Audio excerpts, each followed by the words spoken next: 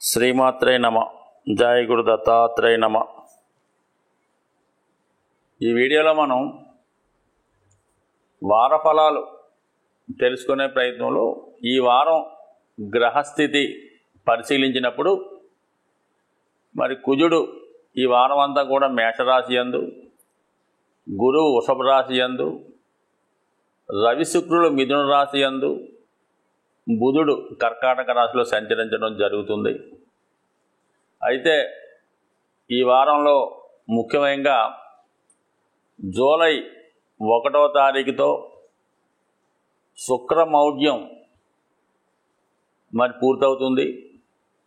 అలాగే జూలై 3వ తారీఖుతో గురుమౌఢ్యం కూడా మనకి పూర్తవడం జరుగుతుంది.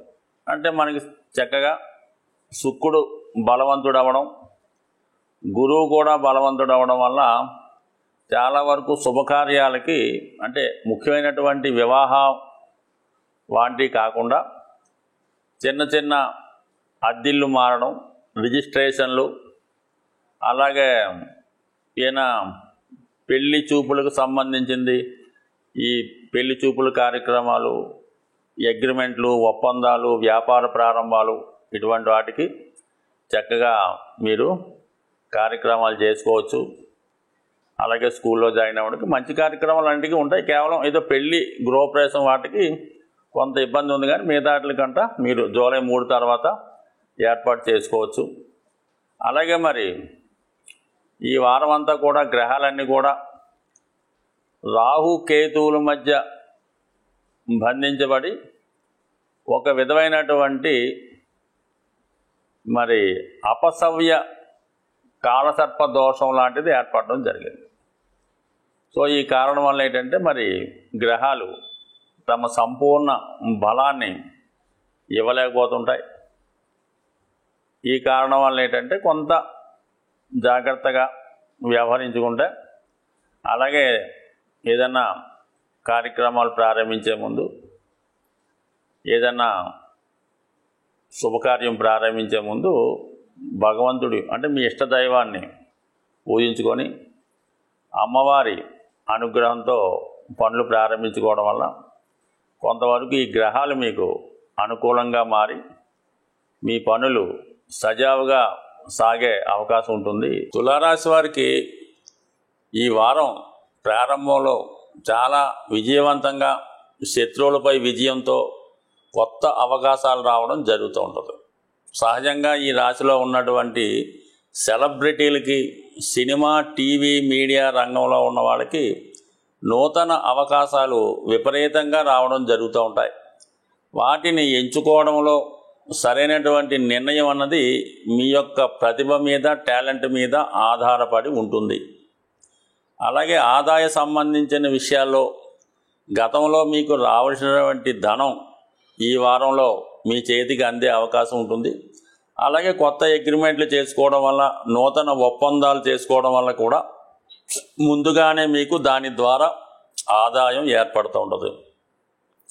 అలాగే మంచి నైపుణ్యం కలిగినటువంటి వ్యక్తులు మీకు సహకరిస్తారు. వాళ్ళ సహకారంతో మీలో ఉన్నటువంటి టాలెంట్ని పెంచుకునే ప్రయత్నం చేస్తారు. ఇది నిరుద్యోగులకైతే చక్కని ఉపాధి అవకాశాలు ఈ వారంలో లభించే అవకాశం ఉంది. ఒక ఆధ్యాత్మిక గురువు, లేదంటే ఒక జ్యోతిష్కుడు, లేదంటే ఒక మీ శ్రేయోభిలాషి యొక్క సలహాతో మీ యొక్క కొత్త జీవితానికి బాటలు వేసుకునే ప్రయత్నం చేస్తారు. అయితే వృత్తిలో అనూహ్యంగా మీ యొక్క బాధ్యతలు పెరుగుతాయి. కొత్త ఒప్పందాలు చేసుకోవడం వల్ల అధికంగా శ్రమ పడవలసి ఉంటుంది. గతంలో చేసినటువంటి పని గంటల కన్నా అదనపు పని గంటలు ఈ వారం నుంచి మీకు ప్రారంభమయ్యే అవకాశం ఉంది. అంటే మీలో ఉన్నటువంటి టాలెంట్ కూడా తగిన గుర్తింపు రావడం జరుగుతుంది. అయితే ఈ వారంలోనే మీకు శని భగవానుడు వక్రించడం వల్ల మరి కొంతవరకు 4వ స్థానం మీద శని ప్రభావం ఈ వారం నుంచి మీకు రావడం వల్ల ఏంటంటే ఏదన్నా భూములు, స్థిరాస్తులు సంబంధించిన విషయాల్లో ఏదైనా కొత్త చిక్కులు ఏర్పడే అవకాశం ఉంది. అలాగే మీరు ఏదన్నా నూతన వాహనం కానీ, అలాగే గృహం కానీ కొనుక్కునే ప్రయత్నం కొంతవరకు వాయిదా పడే అవకాశం ఉంది. అతి శ్రమ పైన ఏదన్నా సాధించవచ్చు అన్న విషయాన్ని మీకు ఈ సమయంలో తెలిసే అవకాశం ఉంటుంది. అయితే ముఖ్యంగా ఈ వారంలో గురువారం, బుధవారం ఈ 2 రోజులు కూడా మీకు చంద్రుడు అష్టమ స్థానంలో సంచారగతుడు అవ్వటం వల్ల ఈ బుధ గురువారాల్లో ముఖ్యమైనటువంటి పనులు వాయిదా వేసుకోండి. అలాగే కొత్త అగ్రిమెంట్లు, ఒప్పందాలు లాంటివి ఏమన్నా ఉంటే వాటిని తగ్గించుకొని కేవలం దైవ సంబంధించిన కార్యక్రమాలు, అలాగే సొంత కార్యక్రమాలు సంబంధించింది ముఖ్యంగా ఇంపార్టెన్స్ లేని కార్యక్రమాలు ఈ 2 రోజులు చేసుకోండి. శుక్ర శనివారాల్లో అనూహ్యంగా ప్రభుత్వ సంబంధించినటువంటి కార్యక్రమాలు కానీ, వృత్తికి సంబంధించినటువంటి కార్యక్రమాలు, అలాగే మరి ఏదన్నా విదేశ ప్రయాణాలు, ఉన్నత విద్యా అవకాశాలు, సో ఏ ఇంపార్టెంట్ సంబంధించినవైనా వీసా, పాస్పోర్టు, విదేశ ప్రయాణాలు, ఉన్నత విద్య సంబంధించినవన్నీ కూడా శుక్రవారం తర్వాత అనూహ్యంగా మీకు సక్సెస్ అయ్యే అవకాశం ఉంది. ముఖ్యంగా ఈ రాశిలో ఉన్నటువంటి స్త్రీలకి నూతన ఉద్యోగ ప్రయత్నాలు ఫలిస్తాయి. వాళ్ళు అర్హతకి తగినటువంటి గుర్తింపు ఈ వారం లభించే అవకాశం ఉంది. వృత్తిలో మార్పు కొరకు కూడా మీరు చేసే ప్రయత్నాలు ఫలించే అవకాశం ఉన్నది. అలాగే సప్తమలో ఉన్నటువంటి కుజగ్రహ సంచారం చాలా వరకు ఈ వారంలో మరి పార్ట్నర్స్ వల్ల కానీ మధ్య కానీ, వైఫ్ అండ్ హస్బెండ్ మధ్య కానీ కొన్ని అనూహ్యంగా విభేదాలు వచ్చే అవకాశం ఉంది. అంటే ఒకళ్ళ మాట ఒకళ్ళు పట్టించుకోకపోవడం వల్ల కానీ, ఒకళ్ళు గొప్ప అంటే ఒకళ్ళు గొప్ప అనుకోవడం వల్ల ఇటువంటి ఈగో క్లాషెస్ లాంటివి వచ్చే అవకాశం ఉంది. అయితే ఇది కేవలం మీకు సోమ, మంగళవారాల్లో ఎక్కువగా ఈ వివాహానికి సంబంధించినటువంటి విభేదాలు ఎక్కువగా వచ్చే అవకాశం ఉంది. దాని తర్వాత ఇవన్నీ ఆటోమేటిక్గా సజావుగా సాగిపోయే అవకాశాలు ఎక్కువగా ఉంటాయి. కానీ ఇతరులను నమ్మి ఏదైనా పెట్టుబడి పెడితే మాత్రం జాగ్రత్తగా ఆలోచించి పెట్టుబడి పెట్టండి. అనవసర ఇన్వెస్ట్మెంట్లు, అనవసర ఖర్చులు ఈ వారంలో ఎక్కువగా ఉండే అవకాశం ఉంది. ఈ వీడియోలో మనం జూన్ 30వ తారీఖు నుంచి జూలై 6వ తారీఖు మధ్యలో జరగబోయే వార ఫలాలు తెలుసుకునే ప్రయత్నం చేద్దాం. ముఖ్యంగా ఈ నెలలో, ఈ వారంలో జరిగే మార్పులు ఏంటంటే మరి మనకి జూలై 1తో శుక్రమౌఢ్యం, జూలై 3తో గురుమౌఢ్యం అయిపోవడం జరుగుతుంది. జూలై 4వ తారీఖున మాస శివరాత్రి వస్తుంది.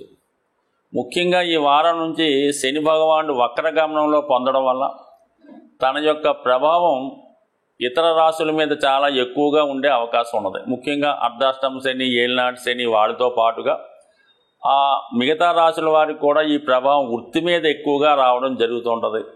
సో ఆ కారణం వల్ల ఏంటంటే ఈ వారం ఎవరైతే శనిగ్రహ అనుగ్రహం కోరుతున్నారో వాళ్ళు జూలై 4వ తారీఖున విధి విధానంగా మాస శివరాత్రిలో పాల్గొనడం మంచిది. అంటే ఉదయం చక్కగా శివాలయం దర్శించుకోవడం, సాయంకాలం పూట ప్రదోష వేళలో చేసే మాస శివరాత్రి పూజలో పాల్గొని తగు విధంగా ఆ రోజు గడపడం వల్ల నెలంతా మీకు మంచి ఉత్సాహంగా ఉండే అవకాశం ఉంది.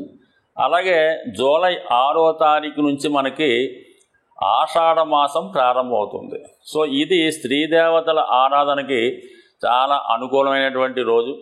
అలాగే గ్రామ దేవతలను ఆరాధించడానికి కూడా అనుకూలమైనటువంటి నెల. అంటే శుక్రుడు మరి ఈ నెల నుంచి తన మౌఢ్యం వీడి చాలా బలవంతుడే ఉన్నాడు. శుక్రుడు బలంగా ఉన్నప్పుడు స్త్రీ దేవతల యొక్క అనుగ్రహం జాతకుల మీద కావడంగా జరుగుతూ ఉంటుంది. ఎవరైతే రాబోయే శుభదినాల్లో వివాహం కొరకు ఎదురు చూస్తున్నారో వాళ్ళు ఈ ఆషాఢ మాసంలో వచ్చే శుక్రవారాల రోజు అమ్మవారిని విధి విధానంగా పూజించుకొని అమ్మవారి యొక్క అనుగ్రహానికి పాత్రులవ్వడం, అలాగే ఎవరైతే వివాహం కొరకు ప్రయత్నం చేస్తున్నారో వాళ్ళు మీ యొక్క గ్రామ దేవత ఆలయంలో అమ్మవారికి చీర, రవికలు, మరి పసుపు కుంకాలతో పాటు స్త్రీ సౌభాగ్య వస్తువులు ఆ ఆలయంలో ఒక శుక్రవారం రోజు అమ్మవారికి గ్రామ దేవతకి కానుకగా ఇవ్వడం వల్ల వివాహానికి సంబంధించినటువంటి సమస్యలు, అలాగే మీ కుటుంబంలో ఉన్నటువంటి స్త్రీ దోషం కానీ ఏదన్నా స్త్రీలకు సంబంధించినటువంటి దోషాలు ఉంటే అవి ఖచ్చితంగా సాల్వ్ అయ్యాయి. అయితే ఈ రవికలకు చీర, రవికలు ఇచ్చిన వారు పెళ్లి కావాల్సినటువంటి అమ్మాయిలే కాదు అబ్బాయిల తరపున కూడా వాళ్ళ తల్లిదండ్రులు, వాళ్ళ తల్లిగారో ఇవ్వడం వల్ల తొందరగా మీకు ఈ స్త్రీ శాపం లాంటిది ఏమైనా ఉన్నా, కుటుంబంలో కన్యశాపం లాంటిది ఏవైనా ఉన్నా, వివాహాలు ఆలస్యమైనప్పుడు ఆ కుటుంబానికి స్త్రీ శాపం తగులుతూ ఉంటుంది. ఇవన్నీ తొలగి త్వరగా మీకు శుభకార్యం జరగాలంటే ఈ ఆషాఢ మాసం అన్నది చాలా శ్రేష్టమైనది. కాబట్టి విధి విధానంగా మీ పెద్దలకి, మీ గ్రామ దేవతకి, మీ కులదైవాన్ని కూడా విధి విధానంగా వాళ్ళని ఆరాధించి పూజించడం వల్ల రాబోయే శుభముహూర్తాల్లో మీ ఇంట్లో కళ్యాణ గంటలు మోగే అవకాశం ఉంది. స్వస్తి.